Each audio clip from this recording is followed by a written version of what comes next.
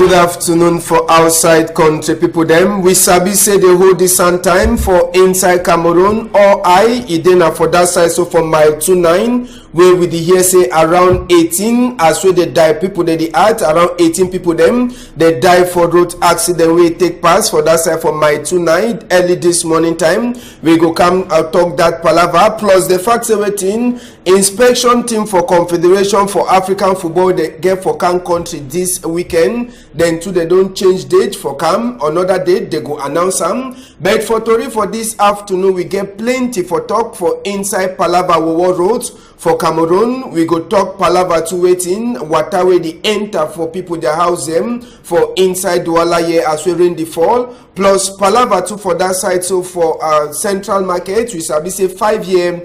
It don't pass way government delegates a promise say they go make news shade them for people the way they deserve for Central Market. So today that work it never be done. Chief too for that side for Upper Mbwando they put it for chair where DO you know be they all the one then so now we will try for talk on this afternoon we stranger the way we don't get the invite for this side so for Equinox Tori House. First thing I will talk.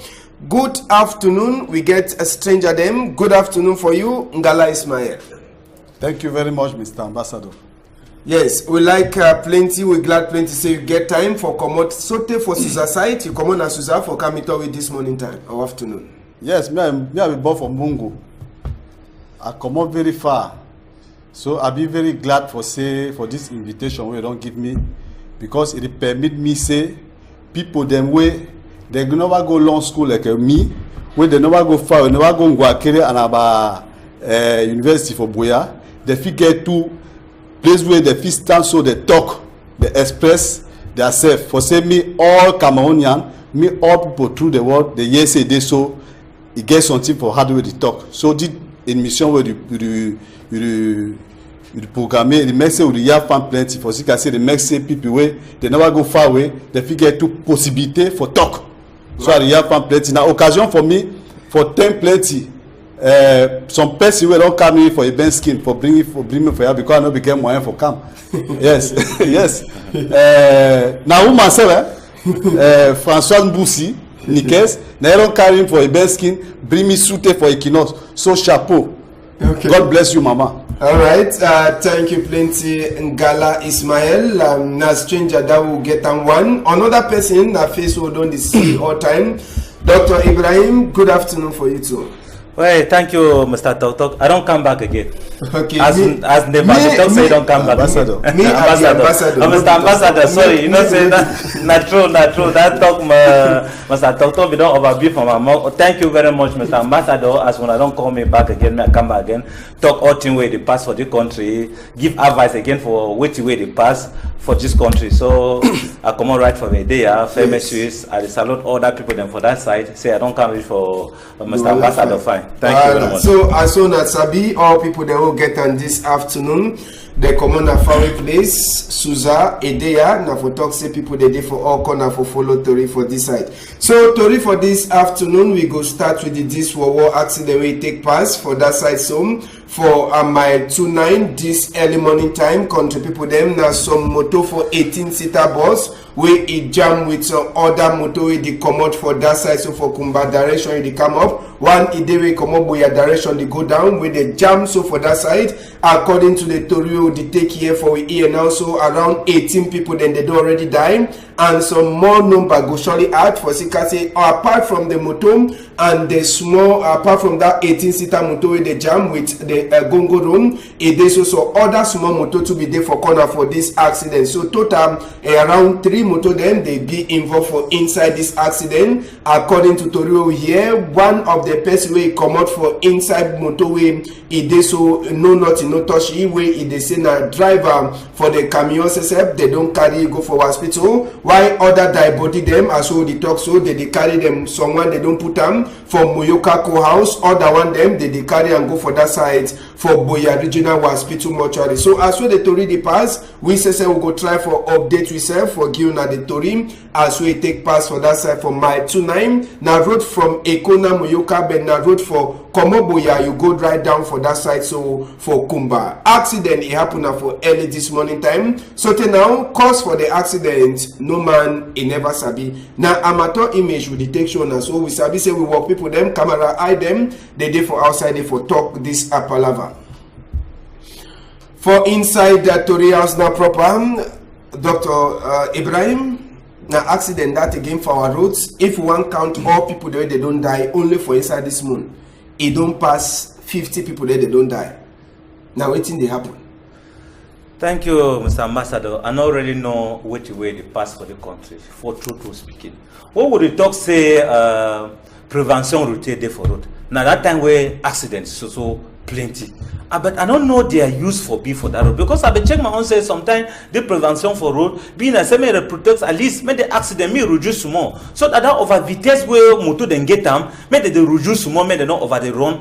Then second again na blabber route. A whole big country like this Cameroon will not get with road because if you look and find you will see say this accident plenty na road problem now they cause this accident. So even it not be too far, it not make up to 2 weeks where someone don't happen again for Tico road for day. How many don't die? Every day die for accident. Why government not find solution for this problem accident for road? See say that this thing they cause most of that made they fix our way this accident not be again. So thank you, Mr. Now, apart from say you the top palava roads, Ngalama account for you. If you say the driver, they say they no get blamed for the way they run their motor them. No, you see, first of all, that accident day like this one, first thing I say we must take mouchoir handkerchief, we clean our tears with them, because Cameroonian way we lost them so, na big shame and a big loss for country. At the joint thing where that man don't talk, say if it be way na problem route, but plenty cause for this kind of accident. If you want go find na because say drivers them chauffeur they will get them for route. Plenty of them not get good permit. First of all, secondly, when they run the day for road, escape police people when they road, they find out for see if really this man were there for the drive so escape the person he get driving license. Not be their problem, they don't care for that one. That prevention, everything, they don't care for that. Their problem na say as you stand so, you come out, if you put na 1,000 on a routine na 1,000, that other people na 500, they don't care if you get permit, you get waiting, assurance, nothing. You come out that so that door, you go fuck up them, they caliquate. Situation don't tell me. But other one will go sir. The people in the remain so that enjoy. Now Cameroon them 20 people. That means say ambassador don't talk say if you want count and find from inside this moon only. Sabi say just for that side for Yawende for inside the finish accident happen for accident don't happen. And people then be die for day. Voila. Even for road them for Ebola accident don't happen only for inside the week. You see even not for inside the Walaye accident. Chief, see inside this week only this week people they don't die they don't be there more than 50 person. That means say now it not be far from catastrophe will be happen for Edea, for Ezeka. It not be far. But now if I say they put to enquete, we know so for Cameroon here they open enquete but it never ever close. That's so our country today. So for my own member, see say for say that problem we solve and find. If I say the Konak where we say Konak, Konak they call them. Me they play their role. Over corruption don't pass mark. For permis, for policier, for gendarme. You work for you. They like I say not for Cameroon. Now can't come they won't give you so. Now the message reverse. All that blame they go for government because they never do their work. They never do their work. Normally, enough for all this kind of thing not for happen too. Because normally all that permit, all that faulting them, not them they give for them. Second again, I tell you say that the road problem because normally if road be fine, like they accident be, we get sufficient money we fit make auto how do they call that road? Auto road, yes. If you see example say road from Kumba, from here to Kumba, now a very big road, business road, where they forget auto road. From here to Yaoundé. Yes. Na autoroute get for be. Yes. So all those things them na so e get for be with the blame government. Government, yes. Where they get for do all these things. If they not do their work, because you papa, if you know who can for train your pikin, they just say now they can train that pikin them. Nobody. So now we dey talk about government, we dey put all blame for government. I don't ask the question. So we believe say even people then too they drive the motor, then too they no get blame. no, they get blame as they get blame as ambassador. They get blame. I not even give over blame for them because now who they encourage them for do now. Now they give them that but if person is the drive motor, the drive with speed, no, na government tell you say make it go to No, and Mr. Ambassador. What the way you talk, Mr. Ambassador, are true because someone they go drink, she don't for bad, they fit drink a whole night. Where they get for drive for morning time. If you don't get that way sleep don't take it now all that. No, but you see, if you not pass through auto école, if you not pass through auto école where they tell you say no, you not get for drink, you drive. You not get for drive, you drink. If you not pass through auto école, c'est normal. Ngala, see, I want tell you to say something be very very normal. Say you say if you just wake up morning time, you enter for some motor, you drive your motor. Where you don't only learn now one day. Yes. You know, mommy say you go for school. When you need the talk, say go school before when you need the drive or discourage the fact say you know must go school for learn how to drive. But some people they get that gift where God don't give them for them. Say if you learn motor only 1, 2, 3 days, you go sabi for drive your motor, and if you drive so they no make accident. No, it don't be sufficient. But you understand say you must get driving permit. No, driving permit. And excuse me, Mr. Ngala, you know say driving permit na just something will be like insurance, no be so. Yes. But thing we dey na thing we get for get am for For inside head. head. That's what Mr. Ambassador. And Mr. Ambassador, what you want to talk permit today when you no get that thing for head. Na for driving school. No, na for driving school. You get for learn that one. You get for let's say, do you want to fail rouge? Do you want to not get for speed? Do you want so student they will pass? Do you want so this so? You get for another one for school. Depend because saa wey the accident happen na place where road depend. Voilà. So now they talk for room place where the room bend and the second again and they give advice again for driver them. May they be very careful for that is for people them because not only for them. Then they talk again for their woman because some of this accident it is caused by woman them. Caused by woman her because sometimes the driver don't sleep for night. He never sleep fine. The more for morning time all thing with the member and only thing we don't pass on night. Ali once see Ali you don't go enter for people then. So I talk for driver and say at least they work now with the people they are hurt. So may they be very careful. Okay, that's it. That one na just still wey don pass. We dey still wait. If they say number fit so hard for that side, so for accident for my 29, that one na accident wey take pass this morning time. Wey motor dey knack their head for my 29. He make we start talk now Palava Road them for inside country. We go take 2 road them at a time. We go start on our road for that side for Yabasi country people. Then you road for take and go for Yabasi side. That road says na road wey e dey na for inside Douala here. Yabasi na small town for inside Douala here. But when you come out Douala for reach them, when you see board for so say all thing it dey happen fine. 45 kilometer road Douala Bonapupa. But how many months they begin for use for do that work? Now around 24 months. Now when they give am for the company say they get for use and do the work. But as well rain it dey fall now. Person for reach for that side for Yabasi na different thing. When rain e fall, you must to check how way you go change your bush clothes. Now me say when you come out Douala, you wear fine clothes like all we wear and so for here. You want go for Yabasi, you must put bush clothes inside your bag for sika say waiting. Pushing exercise na way all man e must be for do am. All man wey dey waka for the road for Yabasi, e must be for do am. Road for Yabasi, poto e dey plenty. And even as well they don't make like say they open road for fix am. The roads is still in a condition where people they beg even governor say may they see how way they take happen. And as I be say so for Yabasi side, people they be do mash for Sika Palava roads for Sika Palava light way no be dey but Palava roads na way it dey so it dey make people then craze. You will get a small motor, you know sabi how for drive, sabi say you go tight. And when you tight inside water as well the motor dey so now so too you go remain for inside. Yes, the motor he don't tight, so he must go back. He put all he gear them for see whether he go see climb. But if he no fit, one thing he be very certain say he must go back. Yes, he must go back as well they say and so go you back. You no fit. Motor don't tight. Just go you back. Very good. Then another thing where they very certain. Now say you must sabi for push motor. If you no sabi for push motor, no ever work at talk say you dey go for that side for Yabasi. Big shame. I say if you no sabi for push motor, no ever talk say you dey go for Yabasi. and you must go with it too close as well dey take happen. So na Yabasi road that country people dem, na Yabasi road that we go take una come for so for inside Douala here. Maybe they go tell you say that road e dey na for outside Douala, but road for Douala better follow. Na thing that we like for see now. Man Adimo will take people dem go for road for that side, for road for that side for Barcelona, where you go for Barcelona, go for Brazzaville, then you go for side for Bilongem. Make you take una go for that road. Now the road is now the road wey dey for roundabout for people that they sabi terminus side dem. One side e dey go for airport, another side e dey go na for that side so for Brazzaville and that side so for Bilongem. As well dey take happen country people dem. That road sesep e dey cry for mercy. Na road that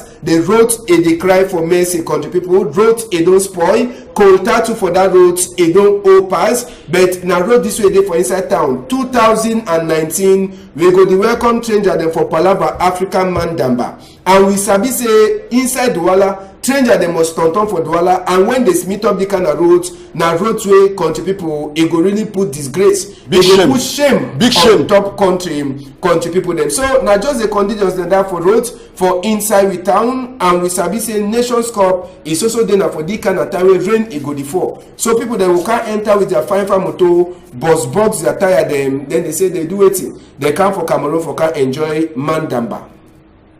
So we be talk with the people there they use road for Barcelona. Make we hear where they talk. That one the first chapter for Palava road. We go come back continue.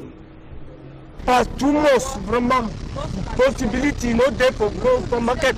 You to the see how we did nager le bureau for inside water. And so na so you the still put promoter in the ben sabasa. I don't know if in a propre grande ambition or in a propre grande réalisation. They don't forget you. I don't know say I there again for Cameroon or now move Cameroon just I don't know for my brother. Too much. All in Banja. We have a customer for inside the motor so. So tell them to make them so in the force say they who not the easy. So customer if you get better you come out. So we the play with Equinox. We go see them people for before. But they don't forget we. And it's time for Brazzaville, Barcelona, literally for Bilongem. Who know they will do over suffer. We go continue for chapter for road. Then we'll talk with Ngala and Ibrahim. Make we take on to talk another quarter. We dey inside Douala here, Douala 3. Na quarter that we dey for Entrée B for go for that side. So for the side they call them say Cité Beige. Quarter 2 as we stand up. Road 2 in no dey fine. Now Siska waiting. Plenty whole way dey for roads, water, rain, e don't stand up for inside.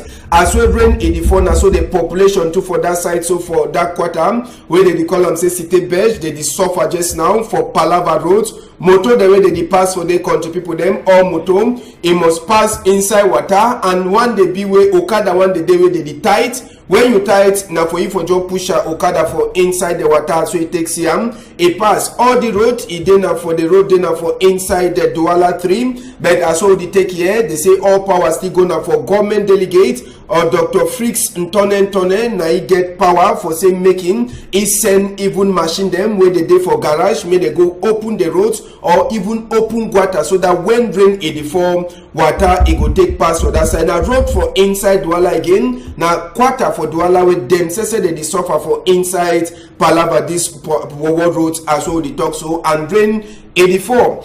We be meet up with some one person too for inside that quarter. We be talk for say make it talk. Make we hear to a try for Terry. You will not the fisher. You don't know so the plaba not the wo I don't know. Now so what people for Empo they can hamburg me for us. I did pay Empo. Except today so I want go so for Empo. I get book them for ya. I get book I want go pay Empo so. Yes. No, I come to visit for fish road. They never come visit me for fish road. I don't talk for them, say I dey for inside water. Water the intercept for us. Then they come take also money. I dey carry pikin for my bag so. You know they see me with the boat for food. You don't see my food now. I dey put my boat, I carry pikin for my bag so. I crush water before I put pikin. It goes school so. The road Palava in only concern Douala, it concern even small town them for inside southwest. Make we take una go for that side for Mabeta again. Na some town for southwest side they country people them. Na town way na for they win. Janga they come up plenty where they give am for outside, and the same town they give win Janga. Na town where they for under Limbe 3 subdivision. Na for Fako division we take land so country people them. Even that people them for that side as well they talk so they cry for Palava Road. We sabi say Bimbia na place where slave trade village idem, and Mabeta side they too na place where if stranger they come for Palava Mandambam, they go automatically live for go visit for see as waiting them in the pass for that side for Mabeta. So as well they talk so Mabeta people themselves as well brain 84 just now themselves they cry say main governor is see what if he do for them for Palava Road for say the road it don't pass them, the road it don't really pass them, road it the Kenekene pass even Okrom as well rain 84 just now. So people then too for Mabeta side now for under Limbe 3 subdivision when a Bimbia be the headquarter they the beg Mabeta na economic capital for Limbe 3 subdivision, but na their own fine road this road is here so like economic capital for inside Limbe 3. Now them be the highest producer for Janga. Now it means say if you want chop current Janga you go for that side for Mabeta, you go chop a bed road for this for them na different thing. Make we talk with some one woman for that side too for Mabeta. He talk for we this Palava Road. Over suffer. May the Tremel government to be try for LLW for the road. Over suffer no be seen. Some people they will want enter for sick go home man. Moto no day. You want fast me go for hospital. Kenu to you want go enter for Kenu. Sometimes over go to add more over sick. Sometimes we know for die. From there you can't die.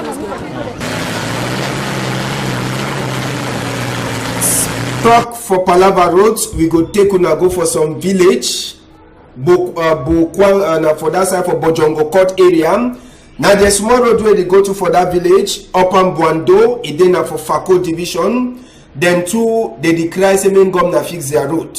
Poto as well rain before na different level. I say their own road, no be na national road.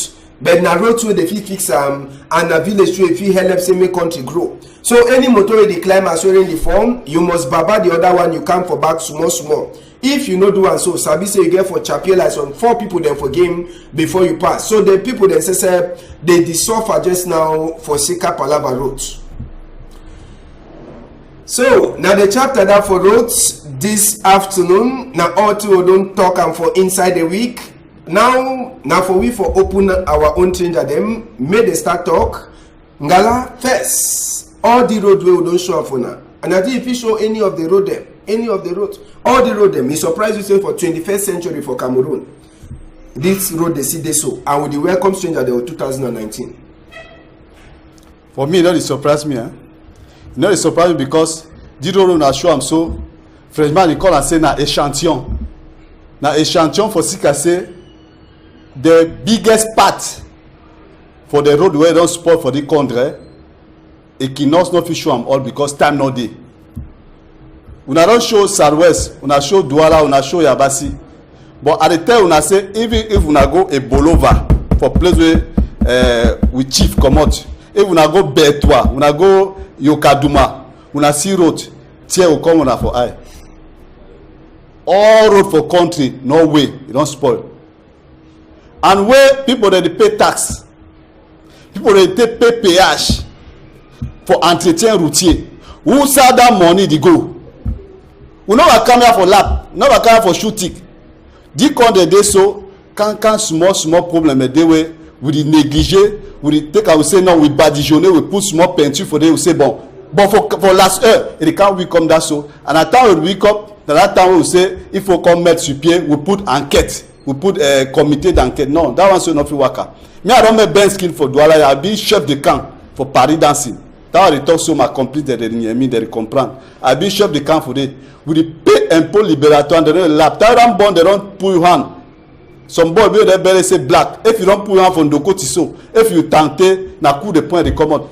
So if you pay that all kind impôt so for last heure, rule not day for some sector you go carry Ben skin for hate for say you traverse. That part I'm selling them. There is chop for plenty. For go for bush, go find chop where they pay impôt libératoire. Jay no for come out with chop down rotten. That money they go outside. So we get for take care. We get for she don we think fine. if we not team fan, vraiment chief. Abagde. Alright, Ibrahim, it surprise you or you still turn back again because as I be one answer they will be current. Yes. Now government. My problem. You know, say, Mr. Ambassador, when you don't wicked, you do wicked for yourself. Voilà. Because you don't feel imagine, say, place the Yabasi, big people, the way they come out for Yabasi, therefore, you can see that kind of rule for them. When I for the fire, they come out. We all think the commander for day. Big people then did away, they don't come out for Yabasi. But when they shoot down, they see how one they shoot for Mr. Toto. I don't know how they fear for inside the heart. Now because they wicked. When you wicked for man for outside, you wicked for yourself. Then second again, for inside Douala here, when an economical capital, where the whole world the line say, in those days I might tell you some story. In those days where the yes say Sawa. If you not go Douala, that means you know I go someplace for Cameroon. But if today you see this kind of route for Douala, you get courage for go there. No, and the man way big man way there for the Douala, they talk for Tone say, you be doctor first. And second again, when they see the kind of thing for people they are hurt, how you remember? Well, and then don't for you say, Mr. Antoine, when you don't see say no worker, resign you say, as you know one say me I do this one, me I not do this one. Then for spoil your name, you know, and the second again, na a country, na a village. It better me resign than say me they talk say na government delegate. They look at the one say they push and now you they blame them. You government delegate now you where they blame and say see they don't put you for them say you fix your country not fix. You take money enter for your qua. But so sometimes money no dey enter for your inside your qua. If you see say you do right for they say you want do so they deny. Better you resign you. Then go for that side for Southwest. All that road there. Now road in that way they fit country. All that janga, all that products where they come up for this, so it make the country the worker fine. Yes, but why they no go fix that road there? There is so good she don't talk all this. Before Cav one talk say they not be steady. They say oh we'll be steady, we'll be steady. It just said they will come begin worker for all the kind of road. For the kind of road where they say so, Muto go hands on that they get match for 4 o'clock where they come up for your own day for camp. They can't hand for belonged day. Then we're not there for pass. They will do her. So government for the country may wanna take una cap work where they don't talk say wanna work. Make the country merit that name because the name say Cameroon. It not merit that name because sea road. The one are just few one away they don't show. Now that's what Cameroon so come up. When they talk about 2035, official attain 2035 with.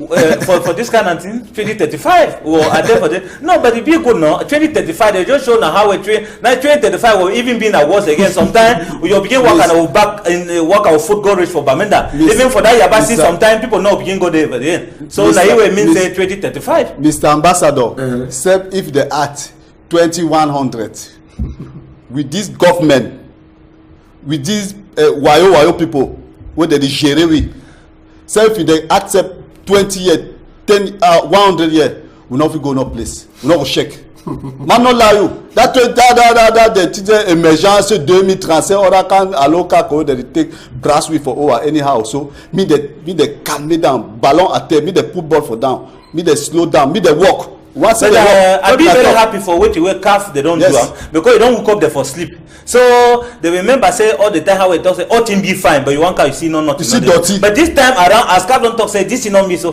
that means say they the whole a day and night so. So I be very happy if some other be so sometimes they country not still be again like this. No, but me they not work cut and kneel because me they not work high up the work cut and kneel way if cap don't go back road can be again country can be na wuru. Yeah, we sabi say for Palava Kotanela we dey see am live for that side. So for people there they stay for Boya they go talk.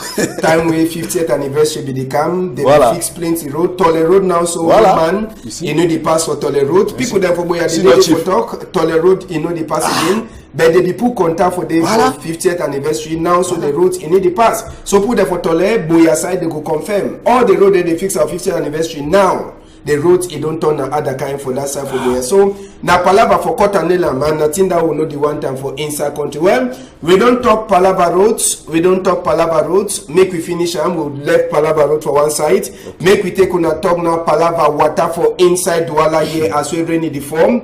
This one are just 1/4 for corner Bonamusa the way they call them say sab.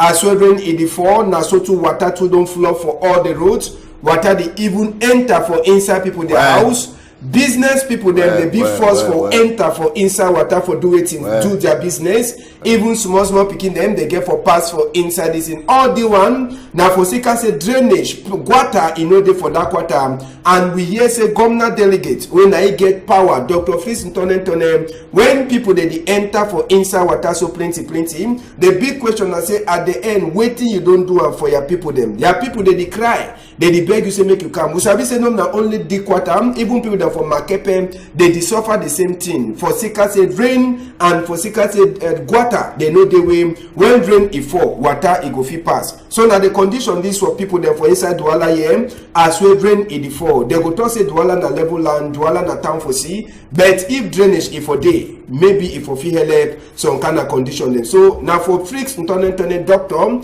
for see how way e go dey do am. All the thing we dey do am so we dey talk. Now say we dey take remind you say you get work for do way you don't forget am. So when you don't forget am, we go remind you say make you go do am.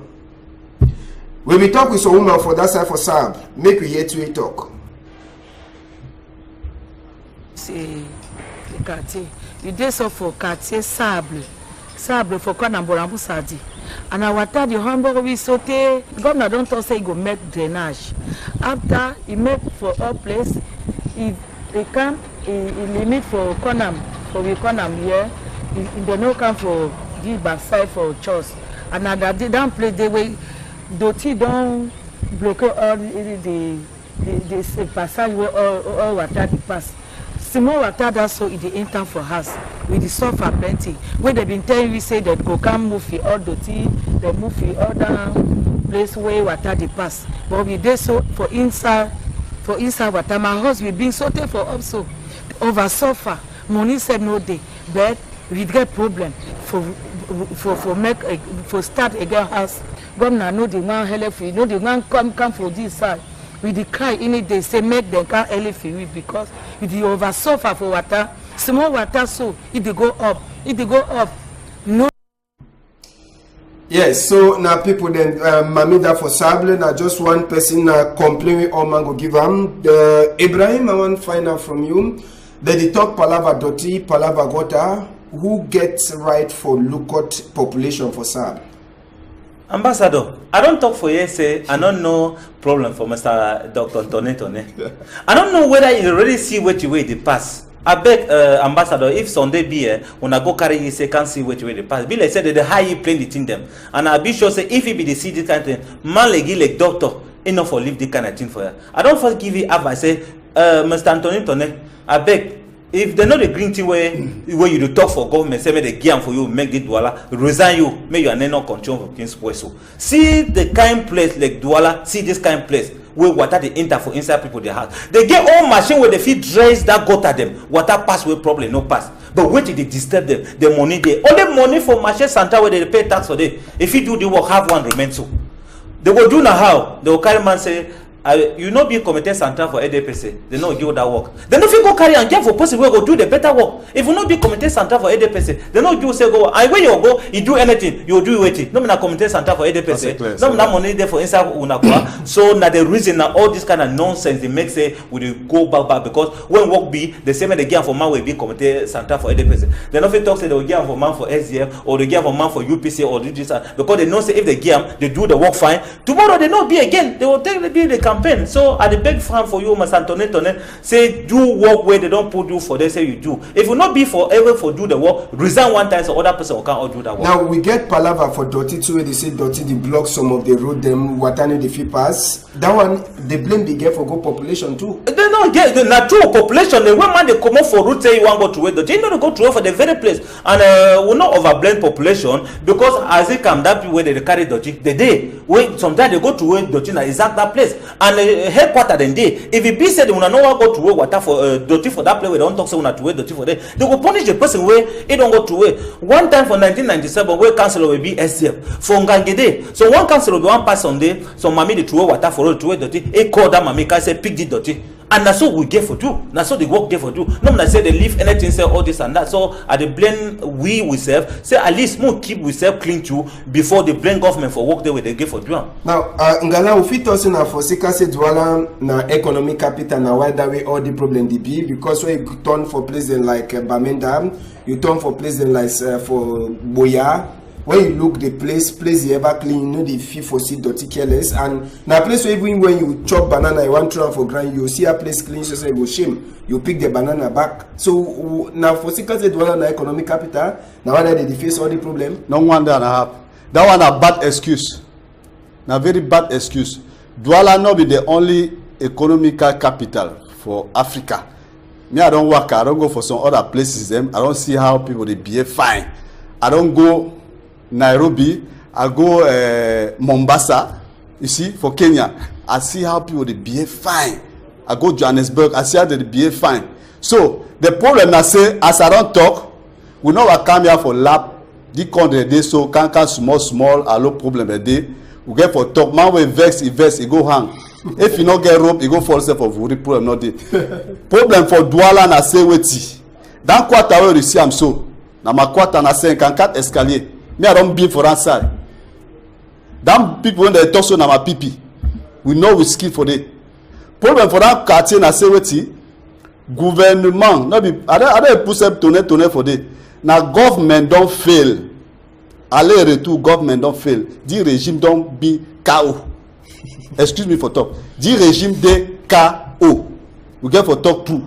Because what if to say they don't make that decision, they call and say decentralization where they talk any day. If it decentralization be like a mayor, they take power, they take responsibility, he accept. I don't talk federalism because if I talk say federalism, they'll say I'm a terrorist. So I talk it's decentralization. Now what they like them. So if decentralization real be there, like just now we not declare all this problem. Like the Victor say bon, that mayor for Douala 5e when I attend a prison or something like that.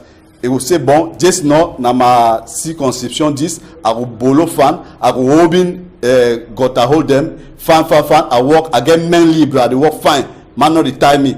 But just now they don't take all power. Douala when at Tron Town, where activity they plenty, can demand the day, they take and put them for hate, for my complice, tonne, Ingwan will do it. Reperonta, you don't for war for la cantine, why not the general they don't rabat for community. You know fit, reperon week. You see, no? Reperon week. Why not there again? So, Jeno, if part say they make all, for say me will succeed, mean they make all, they bring that decentralization real au Cameroon, it will make say all regions them. I know they talk federalism because the best word na federalism, but they say we no talk that one. I know one for go join Mancho BBC and all that for that back. So decentralization real. If they bring decentralization real with the Yamo, that plan was dirty. My complice chief don't talk say Isaac Kamde. But you forget say for some time, for some quarter them, Isaac Kam not put it back at audio. Isaac Kam not put that this thing for take to dirty. So now you self you get for think how you will make them for say me dirty not she leave for us. If we go put on for Ruto, if we put on for Gotehoro, if we go put on for before door for some other person, you know, that one they see you. That's what they. Donc that me say, tonne, on a lève répé et cool skin, répé don't slack, on a lève et cool skin, on a décentralisé things, on a give pouvoir for mayor them. If na mayor for EDPC, wait, on a give them pouvoir. Make a no cut too short, Ngala, you talk say. Dr. Flix Ntonentone, government delegate. Yes. He don't slack. He don't slack because he don't overwork. But Sabi say, na so he get power for leave Caterpillar may come up for inside garage. Yes, normalement. So why no fit sign say make the Caterpillar come out then he talk for mayor say mayor, I don't send you the Caterpillar, see how if you work there quarter so that quarter fit day. You see, say he means that he still hold all the power for his kid. Mr. Ngala, the reason that why they talk say the power there for Dr. Ntonentone. Mo no lie with self. The power there for you, I get right for do all that thing. We don't even talk now only for Douala. Go for a day I see when a look come there, when a place where have budget for Cameroon come out. No road no day. When I pass for road for a day, I saw seeing order that road. Enter for quarter. They'll talk for you and that day. Even light they cut light for day. They do for that every day and night. Wonderful. Look for inside quarter, you know, day for a day. So they want to see where they general and all that delegate government a day. Now the reason that why they talk for them say if we are not be able. If when I decide make plan, say I work the way they give for do. If that big people for your own design for sign, when I resign, so the show says some other person will go come now she don't so he go do and they will sign cocoa so that may they do the work. But if they do, they should use to should don't. That means say the show say you say big complicity say make that place not be fine and win your country.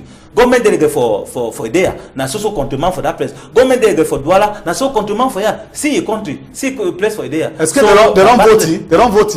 Na nomination. Na nomination. Alors we want voting. So, Palava for water, Palava for rain inside Douala here. We will put that chapter for one side. Another Palava where the hot people them, now business people them for that side for Central Market. Central Market don't burn now for more than 5 years. So? As well you take upon, you don't stay 5 years with the market burn. Dr. Fritz Ntone government delegate, he promise these people them, if he promise the people them, say waiting, say he go fix this place, country people them, he go fix this place. Now he carry the people them, carry them go for Douche municipal site, for road where they go for Carrefour and at all. Now for they go left all the people them, he promise them say 1 year after they go build all that store there they be born, they send them back for their bed. So today I saw the talk, business people they sit there for that side for Douche municipal, every morning time they get for come with their cargo, evening time when they cross, they carry their cargo, then go back, go lock up for place where it be safe, for say tip people then too, they need to left them for rest. And as well they do for the place, now so they also pay tax for governor, so today, but the market where it don't burn, where they be promised, then say they go fix them 1 year after, 5 years, it don't already pass. Then they see they for side where they be put them, say they should done for half time before they fix their store them. The condition for the store them is still then at the same. So they depend governor delegate again, whether Ngala go toss in a palava tire again, that one a big question we'll get for answer and make we hear some businessman a tell with problem where they suffer for that side, so for Douala Central Market.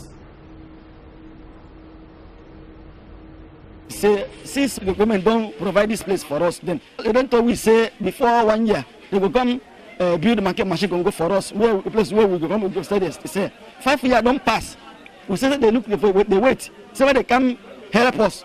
Every time so we they hear noise where caterpillar where they make noise. Every time say they build market, but we know they see what they do. We don't tire for that thing. Every time we there so toilet no day for here. No be anything so there. With the best government say they can't help we build the market, or if they don't want to build and so may they allow we say we go there for market, may we contribute money, may we build them. We know say God help we can build that, we can build and so. Every time so they see every morning so we come out our case so we will come in the evening we come out and go. The people they come carry our goods here go. If you come out somebody you go take until the people come check out play take and go. We don't tire for that. May they provide this. Yes, I go start with you now. So Ngala Ismael, you be talk say Ntone don't tire. Time with this market be born 5 years ago, it be promised the people then say 1 year they go back for their store. Now so palava tire I want to defend. For the thing where you did, Mr. Ambassador, the regime where we did so, if you don't see some promise where they promise them, they realize that. Oh, you want PG me? I know one people for trap. I know one catch you for trap, but they just asking a question. Yes. Because we don't talk since you say no na palava tire way. Regime don't tire. Regime don't tire. Ntone the inside regime. Now all regime don't tire. Government don't tire. The best when I say all them, they give up. Yes, true. They don't tire because promise. They will promise. You say promise. They don't have the sister at the lap. They don't promise student them. That last time they said they will gain 500, 500. No, but they can't. They say register. Not be shame this. Forgive for Mr. Ambassador, more not go far. I dey talk for una say you know say I don't first talk some words say when you wicked for yourself. Government don't forget say if you make that market fine na so you dey profit. And how will the market they control the big spoil so na so they lost. Because if they will fix that market, fix again place, tax them where they will give for pay, it go now for who? For who? For you still add their money for inside their pocket where they still add them for every year. But now as it be now so they will begin pay the tax. If I not there for 5 place, I will begin pay tax. And you will not surprise us on day if they want pass for that place to they keep them for us that you hear say war don't be for the again. You will be in a problem. But wait till the cost. Now they ask the question. Say for truth speaking, these people don't need fraud money. When I know fraud money, excuse me. That's why money where they come on every day. So why when I not fix the market where they give money for when all this? Chief, excuse me for cut you talk. Something they were get for mention them for some people they know. The marché central on Asia and so for all Central Africa. Now the biggest market. Now reference. Cameroon na help. Na example for all Central Africa. So when all this kind of rubbish image that they show them, so it makes shame for Cameroon. Cameroon they go down. For other places, then people that they climb, but with the instead sink. And people know they see when you want to talk they say no. You talk because you don't like your country. Not person, not they were a big Cameroonian more than you and me. All we did is we get the same right. Well, one problem there, we get for talk for the same fashion. Well, people for my sometimes me will not worry. 2018, sometimes country will change, everything will be free. They can't promise una again. Una like promise, no? All right, so we don't finish with that chapter for trouble for inside Douala. Dr. Flissington whether na tire on a how. We try for do na work, say we remind you, maybe we don't forget. You be put the file for under so your cupboard. You remind you say look that file quick. You give work so that if you work the place, workman never remind you who dey for you for remind you. Now so make we take una come out for Palava this business. We take una go for that side for Upper Mbwando. Upper Mbwando na some village wey dey so for that side. So for Bojongo dey na under Fako division, Southwest region. Make we take una go for them. Inside the week we take pass, they be put the new chief for chair. They be put the new chief and this Ngando be the pass now for before all other Fako chief them. Then Fako chief then as they say they put this new chief for chair. But chair where they level for DO, it be day empty. The chair be day empty. Some people they be the try for talk 17. It they like say the DO no be one this chief. Now why that we no become? Other people they be the talk say they so maybe now for seek the condition for roads and the rainway the fall for that side. So for Upper Mbwando now why that we DO no come. But this one they never so forget for people their mind for that side for Upper Mbwando. Say they put their Igwe where DO you know be day DO na person where they look on the town. If you know the day it means everything. It send some message for people them for Upper Mbwando for Sikasa Sabi.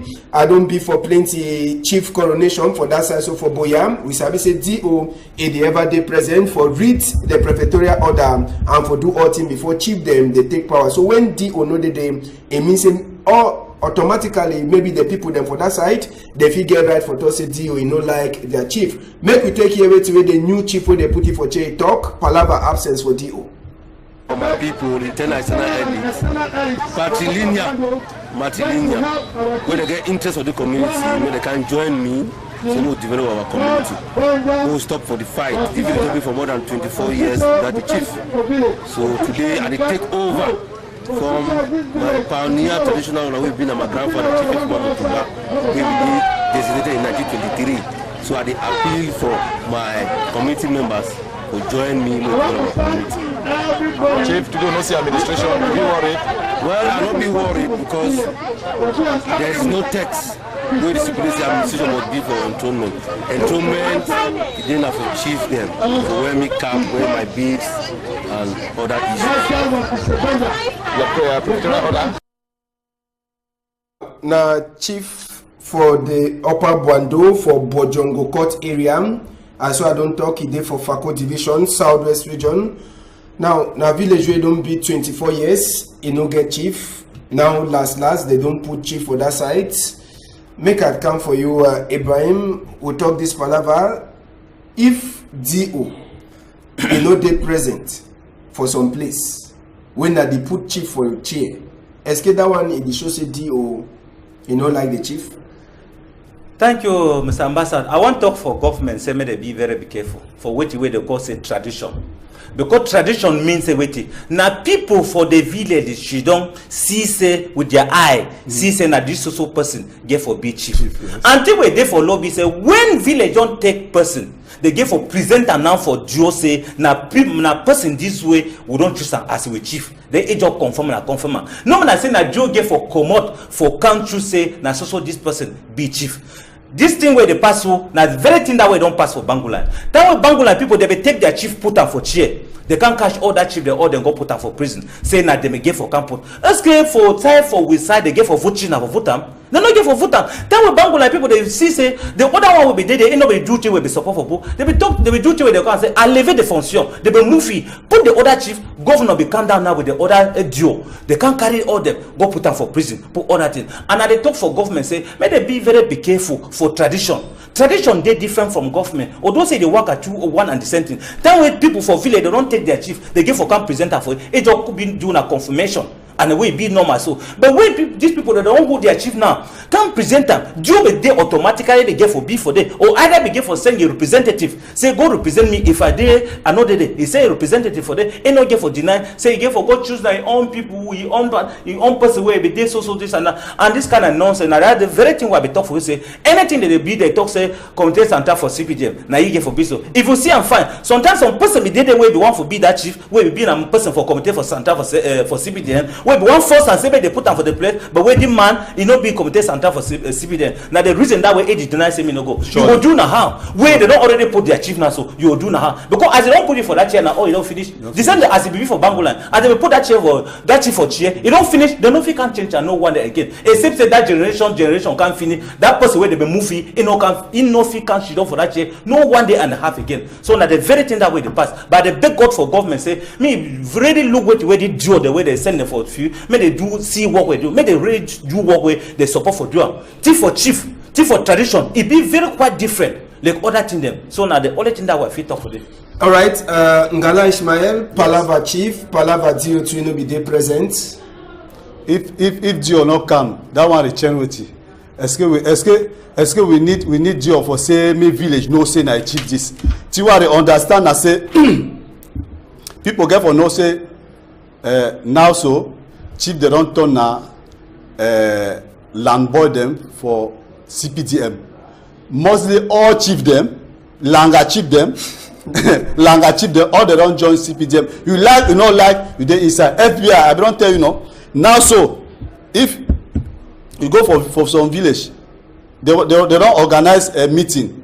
If na meeting for opposition, chief decision for us. He say no, he be neutral. But when a meeting for CPDM, chief will come out say no, na he be. That was so the message chief they not get power again. Chief they not get consideration where they will give them. They don't turn down a wayo people. Plenty chief they don't turn a wayo. So this action where this thing I see that chief don't make them. So me I like them. I applaud because say it don't show say sometimes you know d'accord with the injunction when they don't give say no you get for waka so. He the waka now according to people when they dey for it back. The citizens when they don't talk say no it dey so you dey our chief you dey for before. If G Oleg he come he not come. We not care. You see, Dio on a shop de terre, c'est vrai. And chief na auxiliaire, chief get for work with Dio. If Dio see say bon, that chief not be person where we like say be for the place. Anyway, not be na Dio the choose chief for population. Na population, na traditional matter. Na population the choose say now so ambassador. Now you be Nyomgi.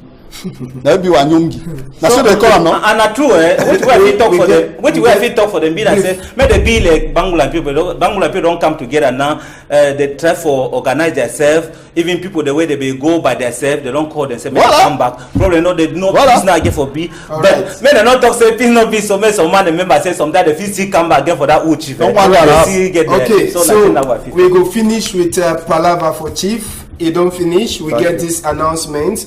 For Passam, this small picking, so they don't find it. They find this picking yesterday around 9 o'clock. For that side, so from Dokoti, the picking get 8 years. In name na Ntono Aven Bernadette Brigitte Prudence. it. They talk say they talk French fine, and he say papa name na Victor Bassi. When he beg any man we do, he see this photo and he sabi the pikin make a come one time for Tori House or Equinox. He can't take the pikin. The tiny number they will get them for here for people that they feel big concern for this man or this pikin. Nas we get Lobe Ndedi Stefan in number na 697 964 964 325. Kwo Christian in number na 690 158 553. Then we get Lombe Kwo we in name in number na 699 364 456. Make we take the annonce to us we come to for French. Elle a été retrouvée hier aux environs de 21 ans en Dokoti, une fillette âgée de 8 ans. C'est nommé Ntolo Aven Bernadette Brigitte Prudence. Elle s'exprime en français. Son papa se nomme Victor Bassi. Nous prions toute personne qui la reconnaît ou qui connaît ses parents de bien vouloir se rapprocher de la radio Equinox. Le numéro suivant, Lobendedi Stéphane 69 97 964 325 690 15 8553 Ponko Christian et Lombenko 699 36 44 56. So, any man will sabi this picking, try come for Tori House for Kanteki. So, country people them, now for you will take finish story for this afternoon. I want to say a big thank you for you, Ishmael. Thank you very much. Thank you for coming. We hope so we'll meet up again. Why not? Ade. All right. Thank you to Plenty. Well, thank you, Mr. Ambassador. I salute all my contributors the way they did for prison, all the one the way they did for Douala, Yaoundé, Obala, all place. Say mu Taihan, mu be in peace for country. Peace na the best thing as so far. Any man will crack on for their corner. May they take him, you know, hippie because Bangula man na Bangula man. You know, if you can't say not be Bangula. Okay. Then a woman wait there for there. Where they keep me fine. I not feel deny. I not feel talk with say. I salute say good afternoon, madam. We don't finish. We don't finish. We don't finish.